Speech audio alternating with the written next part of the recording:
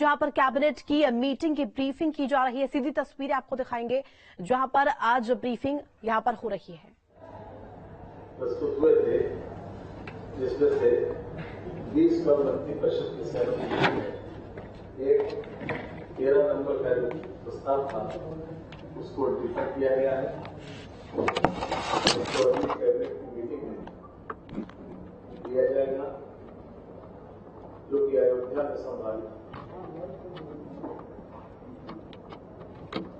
पहला प्रस्ताव अवस्थापना एवं औद्योगिक निवेश नीति के अंतर्गत Samsung India electronics private limited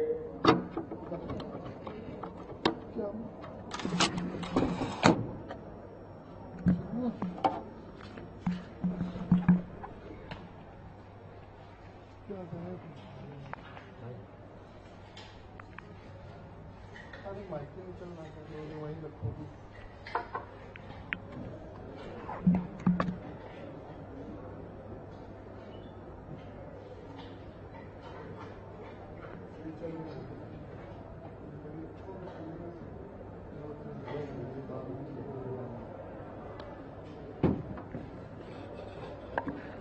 तो ये यार मुझे किसी भी ना सकता professor LG India electronics private limited greater Noida को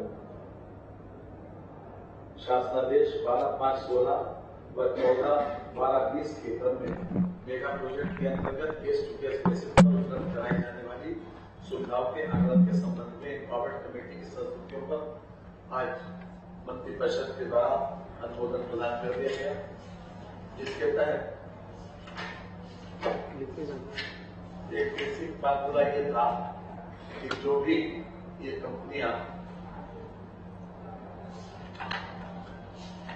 टैक्स के रूप में सरकार को धन देंगी, सरकार उसको 100% वापस करेगी। लेकिन चूंकि लगभग 60,000-62,000 करोड़ रुपए का इनका प्रोडक्शन है और मात्र 3,000 करोड़ रुपए की इनकी बिक्री उत्तर प्रदेश में है, तो इस फार्मूले से उनको इंसेंटिवाइज नहीं किया जा सकता था। इसलिए नया फार्मूला आया A-B-C, अर्थात इसके वित्तीय प्रोत्साहन इनको दिया जा रहा है, क्योंकि उस फार्मूले से उनको कुछ भी मिल नहीं रहा था। इसलिए नया फार्मूला ये बना है कि SGST लायबिलिटी बी प्रोरेटा कहते हैं समानुपातिक, और SGST को ITC प्लस अवशेष IGST का ITC, अर्थात इनपुट टैक्स क्रेडिट को घटाते हुए जो भी टैक्स लायबिलिटी बनती है उतने के बराबर इनको रिइंबर्स किया जाएगा। और इसके इस फार्मूले के हिसाब से 15 वर्षों में 1751 करोड़ रुपए की देने की बात, इनको प्रोत्साहन राशि देने की बात हुई है। इस पर आज मंत्री परिषद ने अपना अनुमोदन प्रदान कर दिया। 1751 करोड़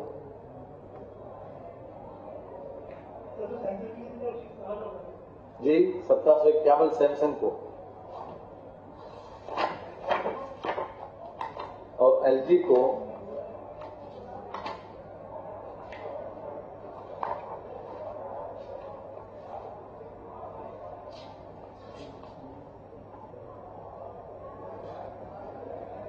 इसी फार्मूले के आधार पर 10 वर्षों, सैमसंग को 15 वर्षों में इसी फार्मूले के आधार पर, और एलजी को 10 वर्षों वापस किया जाएगा। जी,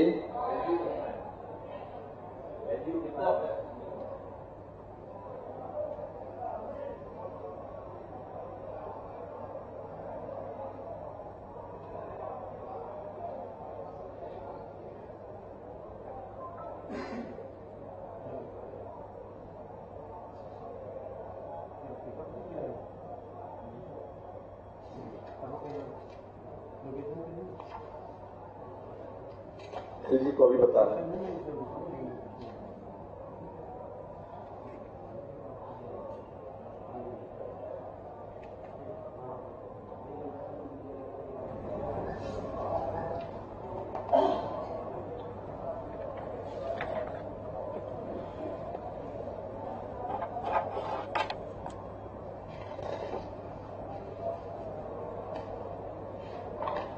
₹567 करोड़।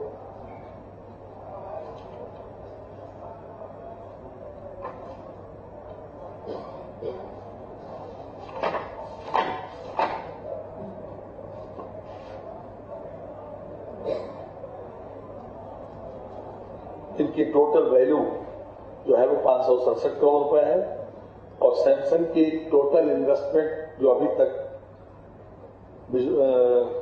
जो वैल्यू किया गया है वो 2738 करोड़ रुपए है। जी जी नहीं 1751 करोड़।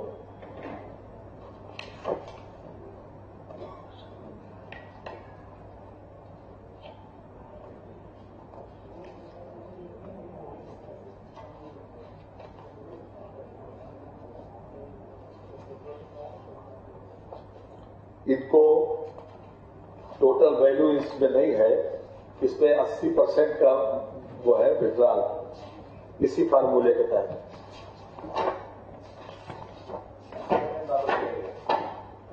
जी इस फार्मूले के तहत जो हमने फार्मूला बताया उसी फार्मूले के तहत इनको 10 वर्षों में जो कुछ भी वो देंगे उसको अदा किया जाएगा। 567 की टोटल वैल्यू इन्वेस्टमेंट थी जो वैल्यू किया गया।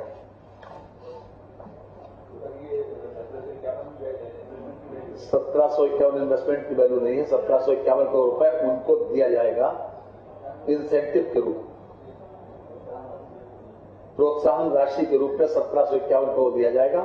क्योंकि उस फार्मूले से जो फार्मूला जिस समय ये इनसे कॉन्ट्रैक्ट हुआ था उस समय जीएसटी लागू नहीं था। जीएसटी लागू होने के बाद ये पता चला कि उनको इनपुट टैक्स क्रेडिट के माध्यम से जो कुछ भी घटाकर कुछ भी बचता नहीं। इसलिए चूंकि ये लीडिंग कंपनियां थी, लीडिंग कंपनियों ने माहौल बनाया उत्तर प्रदेश में बाकी इंडस्ट्री को लाने के लिए, इसलिए इनको विशेष रूप से इस फार्मूले के तहत इंसेंटिवाइज किया जाता है। 1751 को 15 साल में दिया जाए, 15 वर्षों में। ये खास बात है जी नहीं, केस टू केस बेसिस की फार्मूला था कि केस टू केस बेसिस के ऊपर हम इसको तय कर सकते हैं।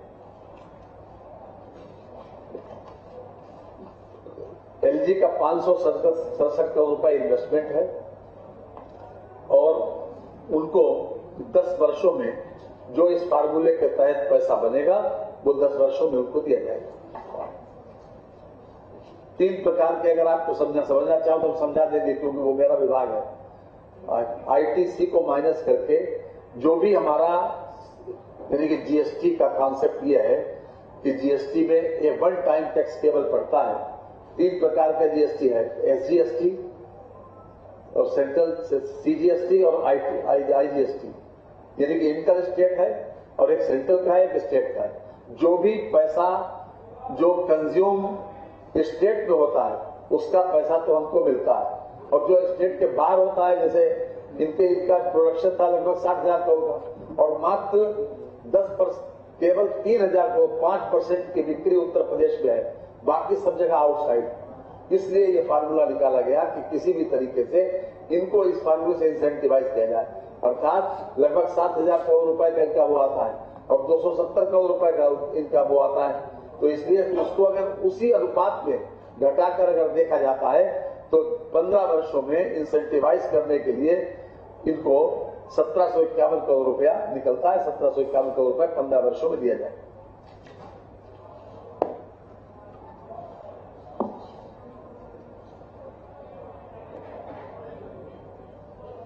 दूसरा है foreign direct investment FDI. FDI के माध्यम से अभी तक उत्तर प्रदेश को जो पैसा मिलता था वो लगभग बहुत कम है, केवल 9400 करोड़ रुपए का फॉरेन डायरेक्ट इन्वेस्टमेंट हुआ तो इसको देखते हुए बहुत ही आकर्षक पॉलिसी आज लॉन्च की गई और मंत्रिपरिषद के द्वारा जिसका अनुमोदन प्रदान किया गया। ये हमसे ज्यादा स्टेट्स जो हैं वो फॉरेन डायरेक्ट इन्वेस्टमेंट जैसे महाराष्ट्र, कर्नाटक, गुजरात, दिल्ली, महाराष्ट्र का 3,74,092, कर्नाटक में 3,21,000 और हमारा अक्टूबर 2019 से 2022 तक मात्र 9435 करोड़ रुपए का एफडीआई आया।